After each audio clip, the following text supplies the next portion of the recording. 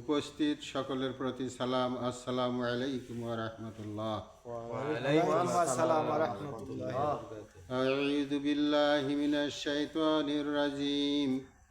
বিসমিল্লাহির রহমানির রহিম। আল্লাহুম্মা সাল্লি আলা সাইয়্যিদিনা মাওলানা মুহাম্মদ ওয়া আলা আলি সাইয়্যিদিনা শাফিয়ানা মুহাম্মদ। আল্লাহুম্মা সাল্লি আলা সাইয়্যিদিনা মাওলানা মুহাম্মদ ওয়া আলা আলি সাইয়্যিদিনা শাফিয়ানা মুহাম্মদ। বিসমিল্লাহির রহমানির রহিম। সামনে মাহে রমজান। এই রমজানের সম্মান রক্ষার্থে একজন রোজাদার মুসলমান ভাইয়ের বা বোনের কী কর্তব্য বা দায়িত্ব, সে সম্পর্কে মাহে রমজান উপলক্ষে একটি হাদিস থেকে একটি আলোচনা করছি। হাদিসটি হলো এই: একদা এক সাহাবী রাসূলুল্লাহ সাল্লাল্লাহু আলাইহি ওয়াসাল্লামের শানে উপস্থিত হয়ে বললেন, ইয়া রাসূলাল্লাহি, আমি তো 5 ওয়াক্তর বেশি নামাজ পড়ি না, 30 রোজার বেশি রোজাও রাখি না, এবং ধন সম্পদ তেমন নাই হেতু দান খয়রাত করতে পারি না।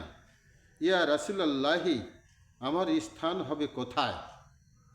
রাসূলুল্লাহ সাল্লাল্লাহু আলাইহি ওয়াসাল্লাম তার এই কথা শুনে ওই সাহাবীর মুখের দিকে তিনি তাকাইলেন। তাকানোর পরে একটু মিটমিটি হাসির মাধ্যমে বললেন, কেন? তোমার স্থান তো জান্নাতে হবে। সুবহানাল্লাহ। তখন ওই সাহাবী বললেন, ইয়া রাসূলুল্লাহি, জান্নাত কি আপনার সাথে হবে? তখন রাসূলুল্লাহ সাল্লাল্লাহু আলাইহি ওয়াসাল্লাম আর একটু মিটিমিটি হাসির মাধ্যমে তার দিকে তাকায় বললেন, হ্যাঁ, তোমার স্থান জান্নাতে হবে, আমার সাথে হবে, কিন্তু 3টি শর্ত আছে। শর্ত 3টি যদি তুমি পূরণ করিতে পারো, তাহলে অবশ্যই আমি তোমার হাত ধরিয়া জান্নাতে লইয়া যাইব। সুবহানাল্লাহ।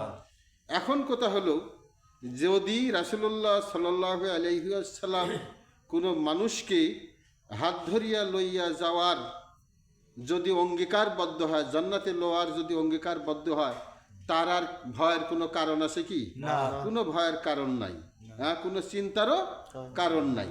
আর এর চাইতে বড় পাওয়ার আর কি দরকার আছে? আর কোনো দরকার নাই। তো সেই হেতু শর্ত 3টি কি?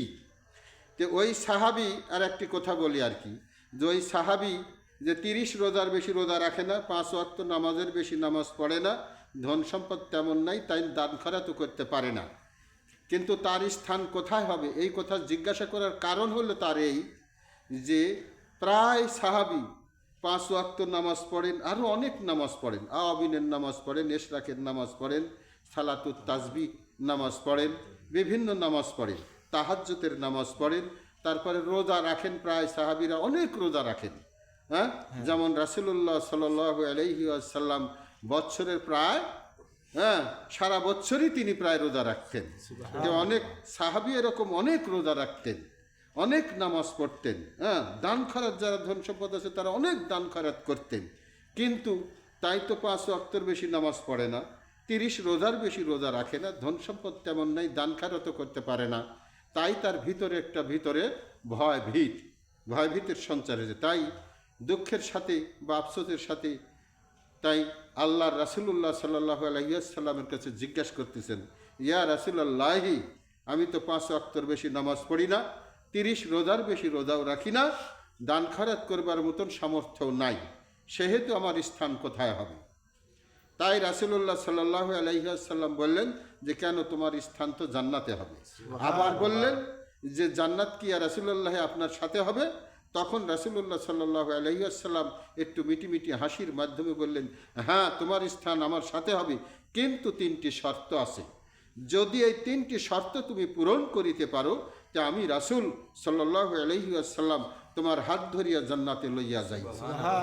তবে আমি হাদিসের অনুবাদে দেখেছি যে রাসূলুল্লাহ সাল্লাল্লাহু আলাইহি ওয়াসাল্লাম বললেন হাত ধরিয়া আমি বলি, কিন্তু হাত ধরিয়া যে আমি তোমাকে হাতের তালুতে করিয়া জান্নাতে লইয়া যাই। অনুবাদ করেছি, তাই আমি বলি যে হাত ধরিয়া জান্নাতে লইয়া যাইব। তো যার হাত ধরিয়া হযরত রাসূল সাল্লাল্লাহু আলাইহি ওয়াসাল্লাম জান্নাতে লওয়ার বা নিয়ে যাওয়ার অঙ্গীকারবদ্ধ হয়, তার কোনো আর ভয় আছে কি? কোনো ভয়ও নাই, চিন্তাও নাই, আর এর চাইতে বড় পাওয়াও নাই, তাই না? এখন আবার শর্ত তিনটি কি তাই জানার দরকার। রাসূলুল্লাহ সাল্লাল্লাহু আলাইহি ওয়াসাল্লাম বললেন শর্ত তিনটি হলো এই। এক নম্বর হলো তুমি তোমার দৃষ্টিকে, মানে তুমি তোমার চক্ষুকে সুন্দর করো বা রাখিও, বা আল্লাহ তাআলা যে সকল বিষয় বা জিনিস দেখতে এই চক্ষু দ্বারা দেখিতে হারাম ঘোষণা করিয়াছেন, এমন বিষয় বা এমন জিনিস এই চক্ষু দ্বারা দেখিও না। এক নম্বর কি নাতে আল্লাহ তাআলা এই চক্ষু দ্বারা যে সকল জিনিস বা বিষয় দেখিতে হারাম ঘোষণা করিয়াছেন, এমন বিষয় বা জিনিস এই চক্ষু দ্বারা দেখিও না। দুই নম্বর কি তুমি তোমার জিহ্বাকে সংযত করিও। তিন নম্বর কি হযরত রাসূলুল্লাহ সাল্লাল্লাহু আলাইহি ওয়াসাল্লাম বা সাহাবীদের স্বভাবের ন্যায় স্বভাব বা সৎ স্বভাবের অধিকারী হইও, হ্যাঁ, সুন্দর আদর্শের অধিকারী হইও। তাহলে হলো তিনটি শর্ত। এখন যে সকল বিষয় দেখতে আল্লাহ তাআলা হারাম ঘোষণা করিয়েছেন আমরা অনেকে অনেক বুঝি, কিন্তু বুঝতে পারি। যেমন একটা নারী বা একটা যুবতী মেয়ে যদি রাস্তা দিয়া ফিনফিনি পাতলা কাপড় পরে যায়, তখন হয়তো আমরা অনেকেই দেখি যে হা কইরি তাকায় থাকি, তাই না? হা কইরি তাকায় থাকি। এই হা কইরি তাকায় থাকাটা কি হালাল না হারাম? হারাম। আল্লাহ তাআলা হারাম ঘোষণা করিয়াছেন। কিংবা দেখা যাচ্ছে পথ চলতে কোনো পশুর অশ্লীলতা দেখি আমরা ফেল দৃষ্টিতে হা করে তাকায় আসি, এটা কি ঠিক? এটা ঠিক না, এটা হারাম। যে ঠিক ওরকম জিহ্বাকে সংযত করিও। জিহ্বাকে সংযত করা কি? যে যখন আমরা একটা সত্য কথা বলি, মিথ্যা কথা বলি, চালাকি চাতুরি চুগলখড়ি কথাবার্তা বলি, গীবত করি, তখন কি জিহ্বার ঠোঁট দ্বারা, তাই না?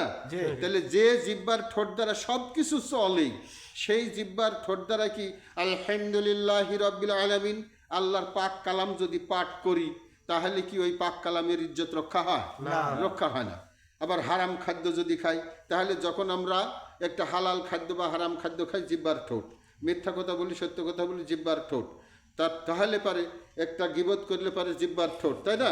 সেহেতু জিহ্বার এরিয়া কিন্তু বিরাট, তা আমরা জিহ্বাকে সংযত করিব, নতুবা আমাদের সকল ইবাদত বরবাদ হয়ে যাবে। তিন নম্বর হলো আদর্শ স্বভাবের অধিকারী হয়ে স্বভাব সুন্দর করিও। স্বভাব সুন্দর বলতে কি বোঝায়? আদব কায়দা, ব্যবহার, নম্রতা, ভদ্রতা, শিষ্টাচার সব আছে, তাই না? এগুলি মিলি হলো কি ভাদ্র। তে আদর্শবান হতে হবে। আদর্শবান মানে যেমন আপনাকে হয়তো সকালবেলা এসে একটা লোক ডাকিচ্ছে, জুব্বা গায়ে দেওয়া আছে, টুপি মাথার দেওয়া আছে, পরহেজগারি, হয়তো দরিদ্র মানুষ, হয়তো এসে ডাকিচ্ছে আপনাকে, ওই মকসেদ ভাই আসেন। 2-4 বার ডাকলো, এখন তুমি উঠি বলিচ্ছ কি হই সকালবেলা এসে কে গো ভ্যা করে কেডা? কারণ তুমি তো বুঝতেই পারিস যে ওই লোক আইছে, তাই বলিচ্ছ কি যাই সকালবেলা এসে ব্যবহার করতেছে কেডারে? এটি কি ব্যবহার? এই ব্যবহারটা কি ভালো হলো? এটি তো কোনো আদর্শ না। কিন্তু এই সব ওই রকম জায়গাতেই যদি একটা চেয়ারম্যান মেম্বার যদি আসে, যার মুখে দাড়ি নাই, মুসির মতন, হ্যাঁ, তাই যদি আসি ডাকে, ও তো ডাকলো তোমাকে হ্যাঁ মকসেদ ভাই বলি, কিন্তু ও আসি ডাকতেছে কেরে মকসেদ বাড়িতে আসো নাকি? তখন তুমি তাড়াতাড়ি করে বাড়াচ্ছ চেয়ার হাতে করি, সব বোনাস এই চেয়ারম্যান তাড়াতাড়ি করে বসতে দিয়ে তো হচ্ছে বসেন ভাই বসেন হ্যাঁ, কিংবা সারও করতে পারো, দেখা যাচ্ছে এত সারও করতেছ যে বসেন। আবার বাড়ির ভিতরে যা বলিচ্ছ কি যে এই তাড়াতাড়ি একটু নাস্তার ব্যবস্থা কর, এই চেয়ারম্যান আইছে। এইটি কি আদর্শ? এই ব্যবহার কি চায়? এটা কি আদর্শ বলা যায়? কখনোই নয়, এমন আদর্শ নয়। কথা বোঝা গেছে? তাই আমরা আদর্শটা দেখবো কারে? যেমন আমার নবী মুহাম্মদুর রাসূলুল্লাহ সাল্লাল্লাহু আলাইহি ওয়াসাল্লাম কোন আদর্শের অধিকারী ছিলেন, তার সাহাবী আজমাইনগণ কোন আদর্শের অধিকারী ছিলেন, তারপরে ওলিয়া উলিয়া গাউস কুতুবগণ কোন আদর্শের অধিকারী ছিলেন, আমরা এগুলি লক্ষ্য করবো না? লক্ষ্য করি সেই অনুসারেই আমরা নিজেকে তৈরি করব, তাহলে নামাজের ইজ্জত রক্ষা হবে, সাথে সাথে আমাদের রমজানেরও বা রোজারও ইজ্জত রক্ষা হবে। তাই আমরা যেন তিনটি শর্ত যেন সুন্দরভাবে পূরণ করতে পারি এবং রাসূল সাল্লাল্লাহু আলাইহি ওয়াসাল্লামের হাত ধরিয়া যেন জান্নাতে যাইতে পারি। হ্যাঁ, এখানেই বলি আমার বক্তব্য শেষ করলাম। আসসালামু আলাইকুম ওয়া রাহমাতুল্লাহ। ওয়ালাইকুম আসসালাম ওয়া রাহমাতুল্লাহ।